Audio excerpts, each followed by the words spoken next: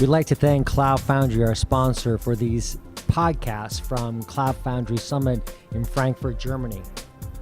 Cloud Foundry gives companies the speed, simplicity, and control they need to develop and deploy applications faster and easier. It's open source, easy to iterate, and built to scale. Learn more at cloudfoundry.org.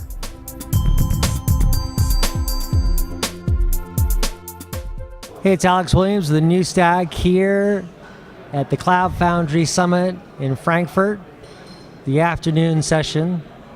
We're here with Chad Arimura of Iron.io. How are you? Hi, Alex. Good to be with you again, and feeling a little jet lagged, but ready to go. And we're here also with Job Jackson, co-host for the show. Job, how are you? Hello. Pretty good. So we just came across your announcement this morning, which I'm very curious about. You know, serverless architectures obviously are getting a lot more attention, as you all know. We had a discussion about it yesterday. Can you just tell us about what this is that you're doing with Cloud Foundry? Just give us the basic overview. Yeah, so what's really important about Cloud Foundry is being a platform themselves. They have a new runtime called Diego, and previous to our integration, our Iron.io platform ran outside their runtime on VMs and containers, and it would essentially run side by side with Cloud Foundry. So in order to spin up resources, you needed to spin up Cloud Foundry resources, and then you needed to spin up Iron.io resources and manage them in two different ways, two different environments, two different operating models, and two different skill sets. With the announcement that we made this morning, Iron.io now actually runs its workloads inside the Diego runtime through an integration, and now it's just a nice natural workflow from kicking off jobs in Iron Worker all the way through to the Cloud Foundry environment. So how does that work? Tell us about that process. The process is essentially where we have a Diego app that is running as a CF app, and it's pulling our task API. So Diego, tell us just briefly, so people who don't know about what Diego is. Yeah, so I'm not a Diego expert, but it is really the Cloud Foundry new runtime, which is based on containers, and they have something called Garden, which supports Docker and other container models. And it's basically where CF apps can be both deployed as short-run and long-running jobs. Okay. So sorry to interrupt. So you're talking about that process. Yeah, that process is there's a Diego app that's running inside as a CF app. It's pulling the Iron Worker task API. Essentially says, do I have new work? And then when it finds work, which is where a customer has queued up jobs or functions, and once there's work available, it pulls it over and then execute it by way of the BBS task API, which actually passes work directly through Diego into the task API and executes as a native Cloud Foundry short-running task. And that way, Diego is calling up resources to run inside the Cloud Foundry environment and not outside like it was previously. And then once the Diego runtime is complete, the full workflow, we actually pull job logs and job task status and all that so that it looks like a native Iron.io job, but it's actually running inside of Diego. So it's a nice, clean interface into Cloud Foundry. Now, somebody who is interested in running some serverless functions through Iron.io, prior to this integration, what do they have to do to get that same functionality on Cloud Foundry? What's some of the, I guess, the infrastructure work they had to do to get ready? Before the integration, our customers would set up Iron Worker, which is our flagship product as part of the Iron.io platform. It's for job processing, asynchronous primarily. We're adding synchronous support shortly with a product called Iron Functions. A customer would light up Iron Worker as a set of VMs on any cloud, whether it's public or private, and then those VMs basically become a cluster of Iron Worker, and then they would queue work up, and we would handle it all within our own environment. It looks and feels the same as it would directly on top of CF, except we are deploying and operating two completely different systems. Now with the integration, we don't need to actually deploy runner containers natively as Iron Worker containers. They're actually handled by Diego runtime itself, so we can call up resources directly within the Cloud Foundry app. So if you look at it, it looks all as one nice integrated picture. What does this do for you in terms of your, capabilities, in the market? I mean, it seems like it opens up a much bigger market for you, does it? We really look at ourselves as the Switzerland of serverless computing. So we support a number of runtimes. Actually, one of our favorite partners, Swisscom, is here, so maybe they'll like that comment. But we really like to be completely agnostic to what the underlying platform is. So whether you're using Cloud Foundry, which is a really important one, whether you're using public cloud or you're using something like a Kubernetes or Mesosphere under the hood, OpenShift, or even OpenStack VMs, Iron Worker, our goal is to look like a native service to each of those. So it's not deployed and maintained separately, so you don't have to learn a whole number of different services to stand it up. It can actually run inside that environment. So this is important to our strategy, because if we run outside of Cloud Foundry, then a native Cloud Foundry app is going to be managed in a different way, and an operator who knows how to install Cloud Foundry really has to learn Iron Worker completely and understand how it runs and it's auto-scaled and managed and all that. As an integrated service, they don't really need to learn a whole lot of other things because we integrate within the tooling. We have some announcements coming around a Bosch integration, so you can actually deploy Iron right alongside Cloud Foundry on top of Cloud Foundry using Bosch. And so we want to use the native toolkits to make it a seamless experience for the customer. So how does it call iron.io via API then? Is that basically how it's done?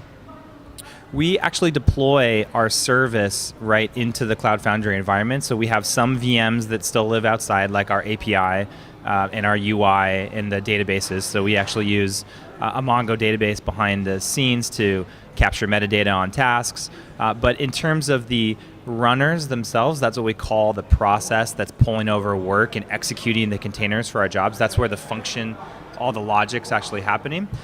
Now that's happening inside of Diego, so it's all a natural experience for the customer. What's the multi-cloud story here? How does that apply? Multicloud is the same for us as it is for Cloud Foundry. Because our API looks the same anywhere, and we abstract out the actual cloud itself, you can deploy Cloud Foundry and Iron on top of public cloud, whether it's a multi-cloud strategy, AWS, Google, Microsoft, or you deploy it on-prem, vSphere, OpenStack, whatever it is your environment looks like.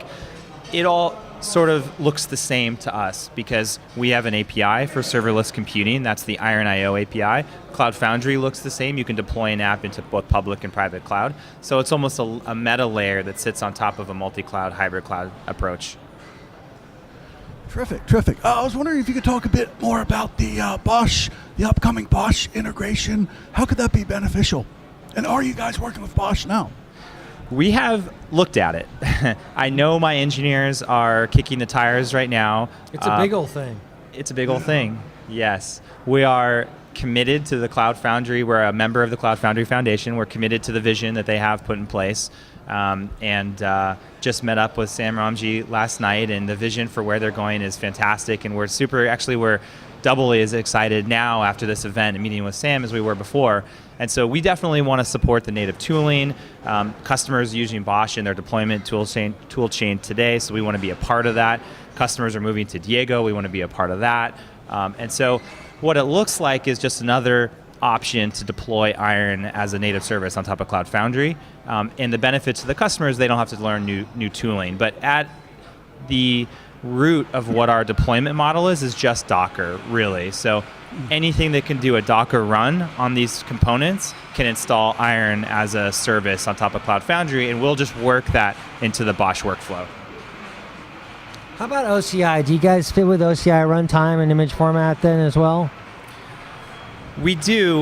We're 100% Docker compatible. OCI. What version of Docker do you use? I don't know that off the top of my head. We support both Docker as a deployment model, so to take our stuff and install it as Docker, but we also support Docker as a first-class citizen to run functions or workers inside. So a customer to send code to us, it's as simple as pushing a code to Docker Hub or Trusted Registry. So as OCI continues to put out more formats, we will support other formats of containers as well. As far as stability, is Docker, have you guys had any concerns about Docker stability at all? We certainly have. I wouldn't call them concerns, more just a simple reality of where it is as a technology. One of the nice things about operating a service at scale is we have hundreds of customers, and we probably spin up about 2 million Docker containers per day for our customers in production. We've launched billions of containers to date in production, and we've found just about every single issue you can possibly find in production. Weird, mysterious things going on. I think we actually submitted a patch to the Linux kernel that was based on a Docker. Because of your scale. Because of our scale, we're sort of uncovering things that other people don't see. You find the outliers. We found the outliers, and we're creating a system called the Ironio self-healing. I think that's the name we're using internally, where we hide as much of the crappy stuff from the customer as possible, which is one of the nice things about using a service like Iron, using software, is we can help abstract some of that brain damage away, which is really what it is. So with Cloud Foundry, right, and this multi-cloud story, and now this in kind of the Cloud Foundry, the serverless architecture story, a lot of things do get concealed, right? You don't have, you're trying to like make it an event-driven architecture for that developer, right? Mm-hmm. But increasingly, with more complex types of workloads, maybe not the developer, but the operations person needs to have some transparency, right? So they can understand exactly, maybe the logging or the monitoring issues in play. How are you trying to balance that? Because it seems like that there's on one hand, you want to be able to make it as simple as possible for an event-driven environment, but as well as you start getting into new environments like Cloud Foundry, but also you guys are much more active in OpenStack, right? There's a lot more need for that deeper visibility. Mm-hmm, mm-hmm. It's definitely a balance between being opinionated about how serverless should be and being flexible for lots of different use cases. I would say we're pretty excited about where serverless as an architecture, as a theme has been going. It's obviously blown up in the last couple years thanks to Amazon Lambda, Google Functions, Azure Functions. We've really seen an explosion in this new model, and it's really posing to be almost the next frontier of computing. PaaS 2.0, next evolution or next abstraction of computing models. So we're really excited where it's going. However, it's early days. And so we certainly have to expose a lot of custom ways to do workflows, a lot of flexibility to the workflows, so our customers can tell us how they want to use serverless. And so we're kicking around a concept internally called Iron Triggers, which is more of like an early thought. We'll probably be working with the community to understand the best way to connect triggers from multiple sources into functions that actually run those. Because if you think about how Amazon works, Lambda, they have native triggers from all of their, how many services, 80, 90 services, 100, I've heard 120 before. Almost all of those have triggers that kick off Lambda functions, and that's one of the nicest things about event-driven computing is the wiring, the polling, all of that glue and all that middleware is taken care of for you. And so if we want to abstract that kind of stuff away from the customer, we also have to give them the power to be able to create that type of functionality around serverless as well. So we're kicking the tires on what that might look like in terms of a product direction. Terrific. To get back to the announcement today, just for the end users, what are the kind of possible use cases, both for the existing Cloud Foundry users who want to do some serverless, but also for the Ironio users who want to take advantage of Cloud Foundry? The key patterns to serverless that we see are short-lived jobs, typically start up within, say, 50 milliseconds to a few hundred milliseconds. It supports both synchronous and asynchronous patterns, but they're very job and task oriented. That's the traditional asynchronous model for queuing and message brokering workloads. So naturally fits within things like IoT, for example, which is a very increasing use case that we see on the platform. A very natural fit because you're collecting data on a queue, you're processing that data using functions or workers as we call them, and you're actually aggregating and creating reports and PDF generation, image processing, video encoding, these types of batch-oriented workloads. AWS Lambda is now driving a new model, whereas they have synchronous response, meaning when you kick off a function, you actually get a response back from that function within a few milliseconds, so you can actually support building now what's called a serverless API. So you can almost build an entire application out of a serverless model, and you're only consuming the amount of compute necessary to actually trigger a function behind that API or trigger an async function. So it's really interesting to see the possibilities here. It's almost expanding to any use case. Yeah, it's pretty cool stuff. Yeah. I noticed I was looking at your the press release, and you name dropped a couple companies that are currently using Iron.io, including Twitter and Google, Untapped. Are there any of those that, or maybe some others that you could talk about how they're using Iron.io? Any interesting ones really come to mind? Yeah, a couple of our larger customers, Turner Broadcasting being one of them. So news alerts that you get through their properties actually come through us. Bless you. That makes sense. Yeah. And actually, the Untapped one is really exciting because every check-in that they do at a bar, so you actually go to a bar and you don't check into the bar, but you actually check into the beer that you're drinking. And I believe they scaled on us from a few thousand check-ins per weekend to over 500,000. I'm sure they're well over 1 million check-ins per weekend now. Nice. And they did that on a completely serverless infrastructure. In fact, they've been a customer since 2000, I believe 11 or 12, one of our really early customers. Now there's some bursty traffic, beer drinkers. Extremely bursty traffic. 2 a.m. seems to be a pretty popular time for checking in. Well, great. Well, Chad, thanks a lot for taking some time to talk to us. It's always good to catch up with you and what's going on at Iron.io. Interesting as usual. I expect we'll see you at OpenStack too then? Yep, we'll be at OpenStack in Barcelona. Excellent. Well, we'll have to catch up with you there as well. Alex, Job, appreciate it. All right, great. Thank you. Auf Wiedersehen. Auf Wiedersehen. Thank you. Bye-bye. We'd like to thank Cloud Foundry, our sponsor, for these podcasts from Cloud Foundry Summit in Frankfurt, Germany. Cloud Foundry gives companies the speed, simplicity, and control they need to develop and deploy applications faster and easier. It's open source, easy to iterate, and built to scale. Learn more at cloudfoundry.org.